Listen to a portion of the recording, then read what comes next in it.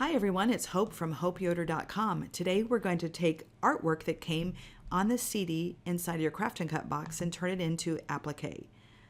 First select New, File, Import, and then find the CD, load it, and look for the the megaphone design. There's a preview, select OK. We want this to embroider to be smaller than a 4x4 hoop. I work in millimeters, so here I have millimeters selected. You could change to inches if you like. Left click on Apply. It's pretty simple. I would select Applique, click off, and I've created an applique design with one click. The problem with this design is it's not going to stitch very well. Let me zoom in.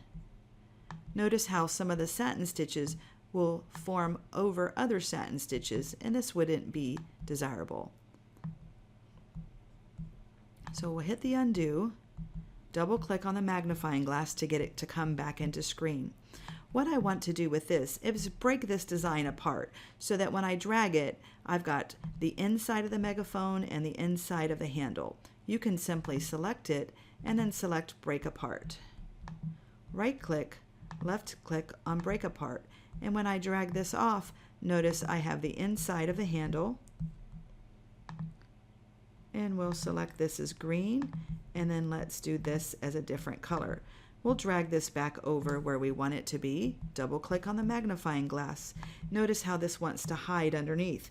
Select it, right click, move, last, and this brings it into the foreground. If you want to resize it a little bit, you can go ahead and do that by simply dragging the arrows. We'll do the same things to this. We don't want it to hide, so select it, right click, left click, move last. Bring it in, and I'd like this to be a little bit smaller. So now I have three different units. I have the megaphone, I have the inside of the megaphone, and the handle. Here's your undo button. I think that looks good. I'm ready to create something. The first thing I'm going to create is the megaphone. Come over into your layers view and let me right click and left click to collapse all. Let's select the megaphone and now turn it into applique. That looks great. Let me hit undo. Select this. I like it to be pink. Hit applique. Now let's take the inside of the handle and the inside of the megaphone, and let's do a run stitch. Select that. Let's change that so it's dark. Instead of a single run, let's do a bean stitch, and let's do a 7 repeat, 3 stitch length, and hit apply. Now you notice that we've got our placement line, our tack down line, which is a straight stitch. In a moment we'll change that to a zigzag if that's your preference. Satin stitch, where we'll layer applique fabric, and then the bean stitch to highlight the inside. Let's go back to this applique stitch. You can adjust the density, the stitch width, choose a satin, and choose the inset. I leave the sew placement, tack down, and finish line default checked. Go into Applique Extra. If I want a run stitch, notice the default is 0.5. That's where I like to leave this at. We had it defaulted to my preferences. What this means is when I go and I sew the placement line, which you see here, and then I go to sew down the tack down line, notice how it's a little bit inside of the placement line. That way it's going to catch the pre-cut applique fabric. If you come back over in this area to Applique Extra, if we selected a zigzag stitch and then apply, look what happens. We've got our placement line, and then around comes our zigzag stitch, and then our satin stitch. And that looks pretty good either way. Come back over to the applique again, and let's change this to a blanket stitch. Select Apply. Now, some interesting things with the Applique Extra. When I change this, it stays as a zigzag because that's the previous setting. Let's choose a run stitch and then apply. Notice how this run stitch, let me undo.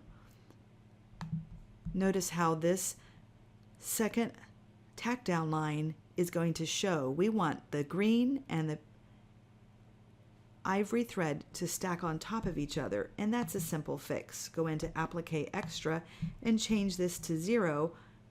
Okay, apply, and now notice how the lines stack directly on top of each other. And you've got this line, and then you go into your satin stitch for the blanket stitch. If we come out, we also have a motif option, and what's great is there's over 400 motif designs in this drop-down menu. Let's select a little candle wicking stitch, apply, and let me zoom out so you can see what that would look like. Perfect. Now if I was going to do a run stitch, I would come back in here, Applique Extra, because that might hide it. Let's see what -0.5 looks like. I think you're going to see that a little bit, so I'd keep it at 0. If you'd like to go back to the traditional satin stitch, it's super easy. Let's check our Applique Extra, and I do have a run stitch at -0.5. I'm going to change that because I like a zigzag stitch for a little more padding, and I'm going to set apply. I'm going to zoom in. I want to make sure that my zigzag doesn't stick out beyond the satin stitch, which it doesn't. Now here's the fun part. Select the part that you want to create an applique cut file from. Go ahead. Well, actually, let me back up. Before we do that, we need to finish and create the applique file. I get so excited that I always have to backtrack. So let's do this in the proper order. You're going to select the design, and you need to create an applique file. So select File, Save As, and I'll save this on my desktop. And you want to save it as a WAF file. This is your native file for the Craft and Cut. Does this look familiar? Well, if you own Floriani Total Control or My Decorative Quilter or another great R&K product, the WAF is the default working file, and you'll always want to save that first so that if you need to make any changes once you've tested it on your embroidery machine, you would open the WAF file rather than your stitch format. So I will save it as a WAF, and we'll call it Megaphone. And right now I'll just call it Test because I don't know how it's going to stitch out. Now I can't embroider a WAF file, so I'll go back under Save As, and in the drop down menu I'll select the format that I need for my embroidery machine.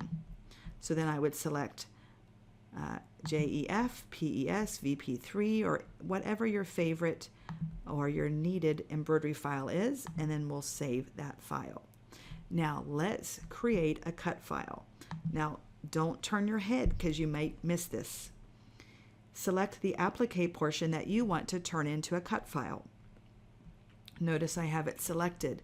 This is my cut preview. One click wonder.